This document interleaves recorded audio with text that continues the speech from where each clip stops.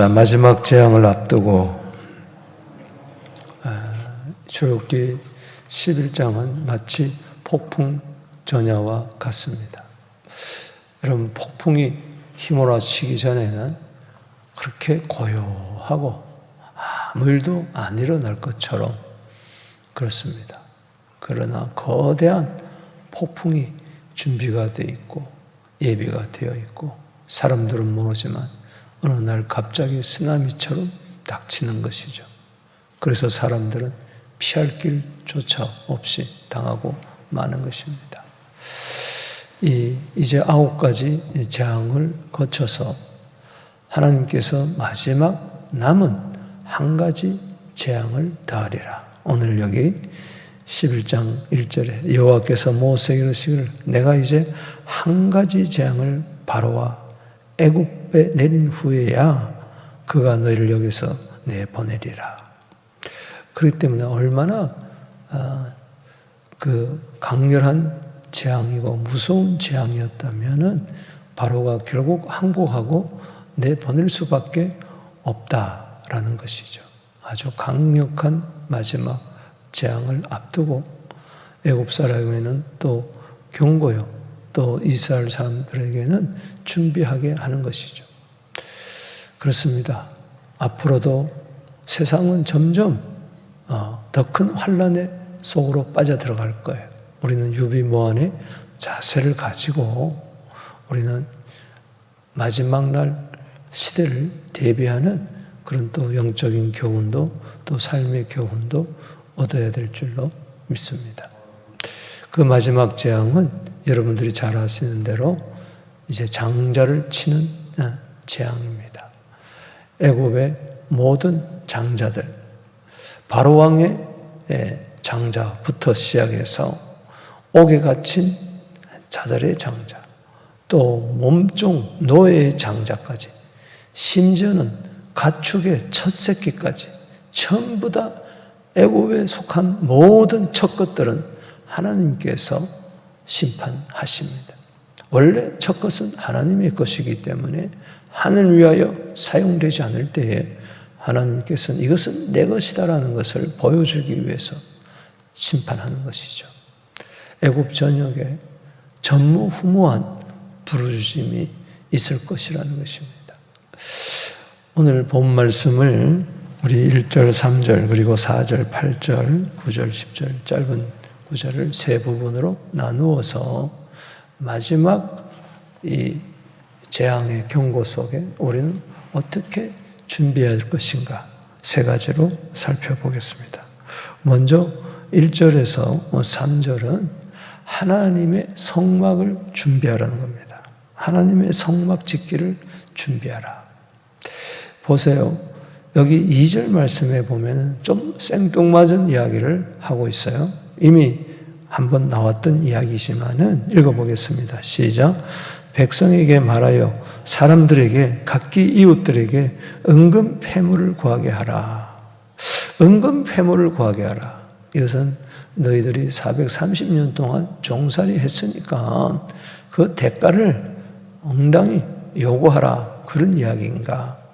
물론 그런 이야기도 되겠지만은 여러분 광야 생활에서 은금이 뭘 그렇게 필요하겠어요? 이 은금은 다른 게 아닙니다. 바로 이제 아시겠지만은 출애굽기 계속 보면은 성막을 짓는 일들이 이제 일어납니다. 하나님께서 성막 설계도를 모세에게 주시고 그때 금양단이라든가 또 각종 기구에 금을 입히고 이런 일들이 있습니다. 폐물들을 다 그렇게 가져오죠, 저들이. 결국은 이 은금은 왜 하나님께서 요구하게 하시는가? 바로 성막을 짓기 위해서입니다. 성막 건축을 위해서.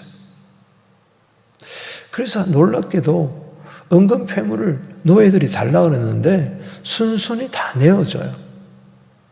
오늘 여기 한번 보세요. 3절에 여호와께서 그 백성으로 애굽 사람의 은혜를 받게 하셨고 호의를 받게 했다는 거죠.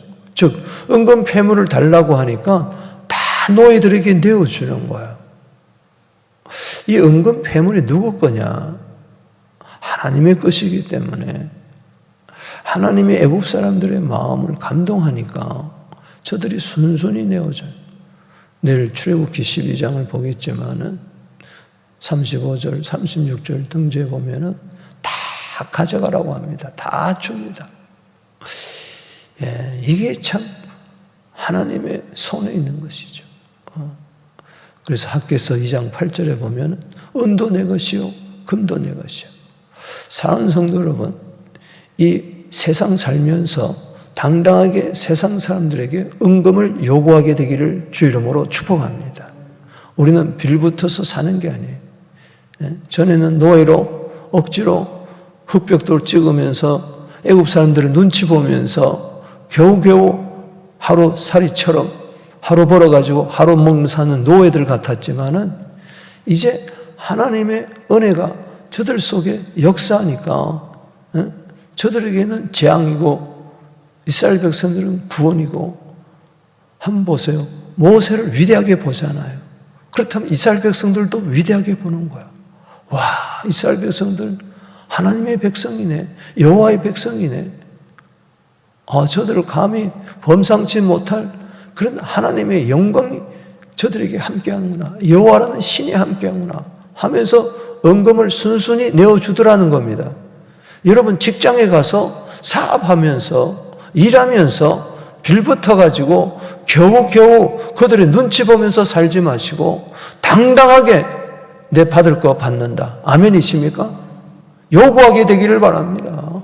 여러분 잘 먹고 잘 살기 위해서가 아니고 다 하나님 나라를 위하여 재료로 사용하기 위해서 그런 것입니다.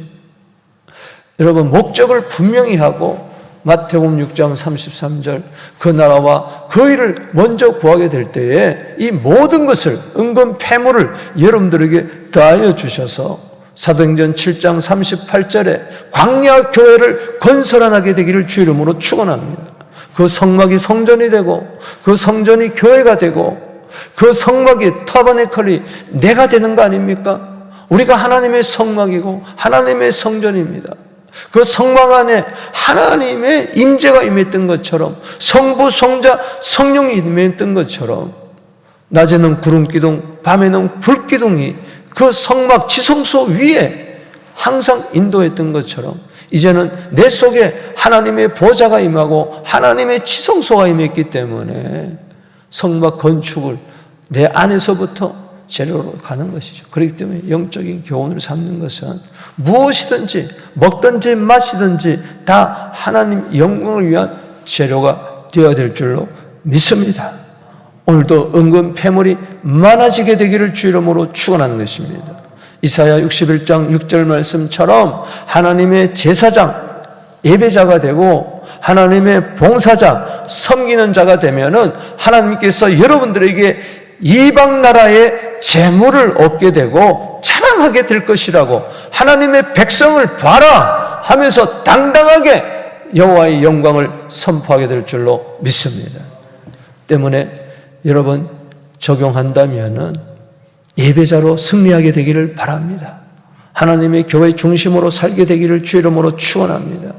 하나님이 주신 거 오병이어라 할지라도 또 300데나리를 할지라도 그 나라와 그 일을 위하여 복음 사업을 위하여 하나님의 뜻을 위하여 다 사용되는 머리부터 발끝까지 다 하나하나가 다 하나님의 재료가 되기를 쓰임받는 재료가 되기를 주 이름으로 축복하는 것입니다.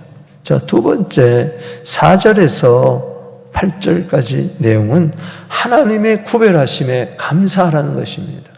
자, 보세요. 이제 10번째 재앙은 하나님이 직접 그 밤에 들어가서 4절에 일을 행하신다고 이야기했어요. 참 무시무시한 이야기입니다. 그럴 때에 애굽의 모든 장자들이 다 죽고 가축까지 다 죽게 될 때에 애굽 땅에는 전무후무한 부르짖음이 곡성이 있을 것이다. 여기 6절 말씀에 애굽 온 땅에 전무후무한 큰 부르짖음이 있으리라. 왜?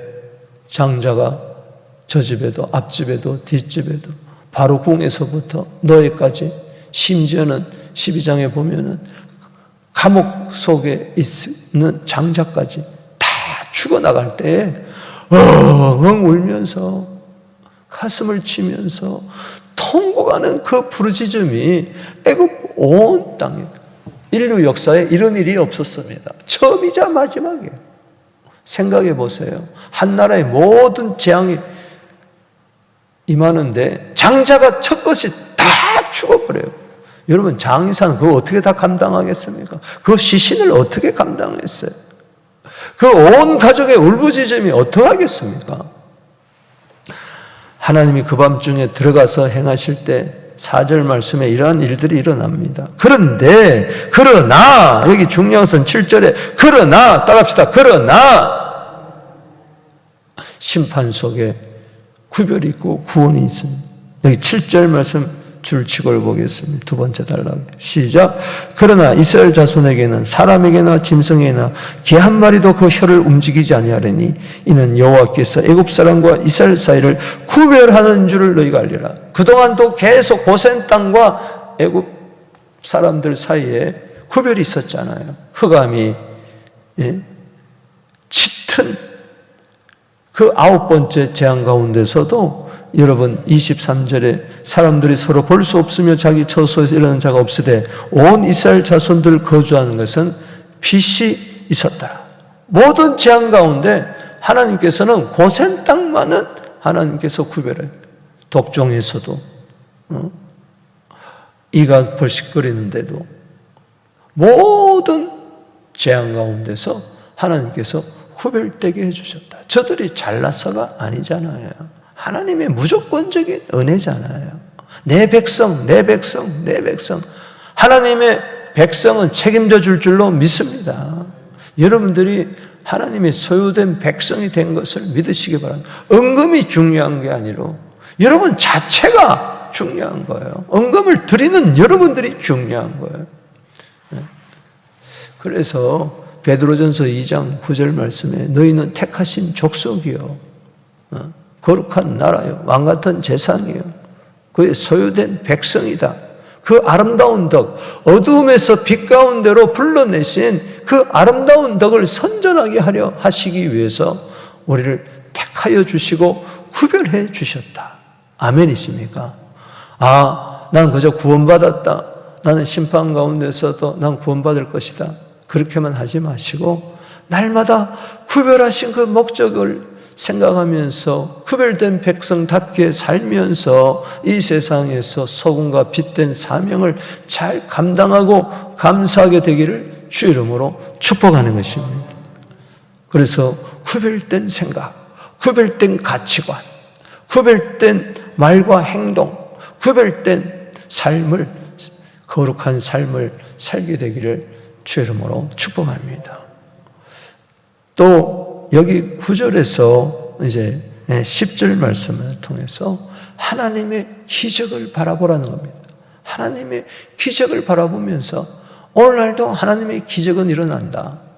또 그 기적의 의미, 표적까지 생각하면서 여러분 어떤 어려운 가운데서도 최후 승리를 믿으시기 바라는 것입니다.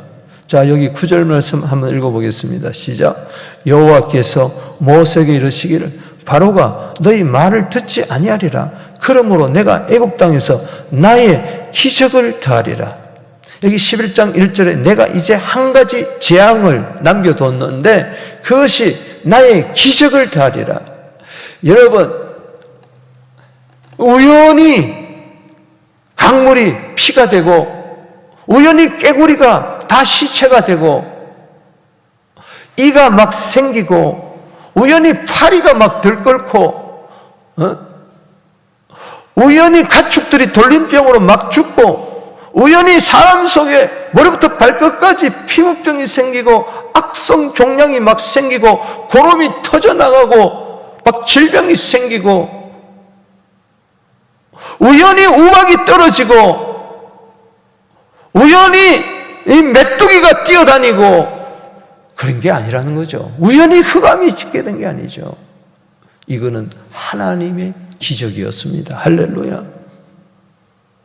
심판을 통해 구원을 베푸시는 하나님의 기적. 이 마지막 나의 기적을 보이리라. 이 보이라는 것은 더 하겠다는 거예요. 기적 중에 기적이란 뜻입니다. 기적 중에 기적. 바로의 완악한 마음을 깨트릴 수밖에 없는 기적 중에 기적. 이스라엘 백성들을 430년 동안, 내일 12장이 굉장히 중요합니다. 12장 할 때 빠지지 마세요. 그건 출애굽의 가장 중심점에 있습니다. 나의 기적을 다하리라. 그것은 출애굽기 12장 전체에 대한 요약이에요. 쉽게 이야기하면 이거는 여호와의 유월절입니다. 따라서 여호와의 유월절. 피를 볼 때에 넘어가리라. 그 패스오버이기. 그때 430년 묶인 쇠사슬이 끊어지는 기적 중에 기적. 왜 그렇습니까? 어떻게 여호와의 유월절이라는, 그래서 하나님의 백성을 하나님의 군대로 430년 만에 인도해내는 그런 기적을 바라보게 되는데, 그것은 한마디로 말해서 어린 양의 보혈의 기적인 줄로 믿습니다. 그것을 문설주의 임방에 바를 때에 모든 첫 것들은 다 죽어나가지만, 곡성이 들렸지만은 이스라엘 진영에는 개 한 마리도 혀를 놀리지 않는, 왜? 전부 다 고센 땅은 조용하니까 개가 짖지를 않는 거예요. 애굽 땅에는 뭡니까? 엉엉 우니까 천무후무한 부르짖음 속에 개까지 왕왕왕왕왕 대고 난리를 피는데 개 한 마리 혀 하나 놀리지 않느니, 그런 기적 속에. 그게 왜 그렇습니까? 어린 양의 피를 발랐기 때문에. 오늘 여러분 대문에, 임방에, 기둥에 받는 게 중요한 게 아니고, 여러분 심령에 어린 양의 피를 뿌리게 되기를 주의 이름으로 축복하는 것입니다. 기적은 일어날 줄로 믿습니다. 심판에서 구원받을 줄로 믿습니다. 재앙에서 구원받을 줄로 믿습니다. 곡성이 변하여 찬송이 될 줄로 믿는 것입니다. 세상은 이 기적을 인정하지 않습니다. 어린 양의 피를 인정하지 않습니다. 어린 양의 피를 무시합니다. 예수의 피가 당신을 죽음에서 구원했습니다. 재앙에서 구원했습니다. 모든 형벌에서 구원했습니다. 믿지를 않아요. 그래서 당하는 거예요. 우리는 예수의 피밖에 없네. 히브리서 9장 22절에 피 흘림이 없이는 사함이 없다는, 죄의 사함이 뭡니까? 모든 죄의 형벌에서, 장자가 마치 죽어나가는 재앙에서 우리를 건짐을 받는다는 거예요. 사랑하는 성도 여러분, 이 나의 기적을 베풀리라. 이 기적을 통해서 애굽 사람에게도, 또 바로에게도, 그리고 이스라엘 백성에도, 모세와 아론, 온 인류 전체, 오늘 이 성경을 읽는 사람들로 하여금 여호와만이 구원자다. 그게 목적인 줄로 믿습니다. 출애굽기의 중요한 게 뭡니까? 나는 여호와다. 출애굽기 33장 14절 15절 이하에 나는 여호와다. 그걸 알려줘라. 애굽 땅에 들어가서 알려줘라. 나는 여호와라. 나는 여호와라.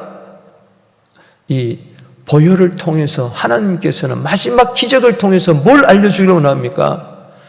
누구든지 여호와의 이름을 부르는 자는 구원을 얻으리라. 누구든지 주의 이름을 부르는 자는 구원을 얻으리라. 저는 1박 2일 동안 우리 나이가라에 가서 또 우리 노예를 하면서 이 밤에 기도를 하는데, 여호와의 이름을 부르는 자는 구원을 얻으리라. 주의 이름을 부르는 자는 구원을 얻으리라. 그 요엘서 2장, 또 사도행전 2장 21절, 그 여호와가 주 예수, 예수의 이름을 부르면 구원을 얻는다. 주 예수요.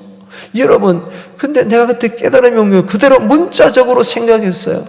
그냥 예수요, 주님, 주님 이렇게 부르기만 해도 하나님은 구원하겠다는 거예요. 부르기만 해라. 여러분, 앞 못 보던 바디메오가 예수여 다윗의 자손 나사렛 예수요. 그래서 구원받은 거잖아요. 여러분, 이 세상 사람들 중에 다 예수 이름 부르는 거 아닙니다. 하루하루 예수 믿는 사람도요, 예수 이름 부르는 게 아니에요. 예수, 예수님, 주님, 주님. 그 속에 보혈이 역사하는 것입니다. 2000년 전에 역사하셨던 어린 양의 보혈이 십자가에서 흘린 보혈이요, 오늘 내 마음속에 흐르고 있는 보혈인 줄로 믿습니다. 그 보혈은 생명의 피기 때문에 오늘도 역사하는 줄로 믿습니다. 말씀을 맺습니다. 사랑하는 성도 여러분, 오늘 마지막 재앙을 바라보면서 우리는 이 시대, 마지막 시대를 살아가는 자들로서 어떻게 살아야 됩니까? 하나님의 성막을 세워나가야 됩니다. 주의 몸된 교회를, 광야 교회를 새롭게 건축하며 나의 모든 은금 비롯해서 나의 인생 전체가 하나님 영광을 위한 도구가 되기를 주의 이름으로 축복하는 것입니다. 그리고 나 같은 자를 구별하여 창세전부터 택하여 구원해 주심에 대하여 잊지 말고 감사하고 그 책임과 그 특권을 또 의무를 잘 감당하는 우리 모두 되기를 바랍니다. 기적 중에 기적은 바로 뭐냐? 여호와의 유월절, 어린 양의 보혈의 기적이다. 이것이 그 무엇으로도 구원받을 수 없었는데 예수의 피 때문에 주의 이름을 부르는 자는 구원을 얻을 줄로 믿습니다.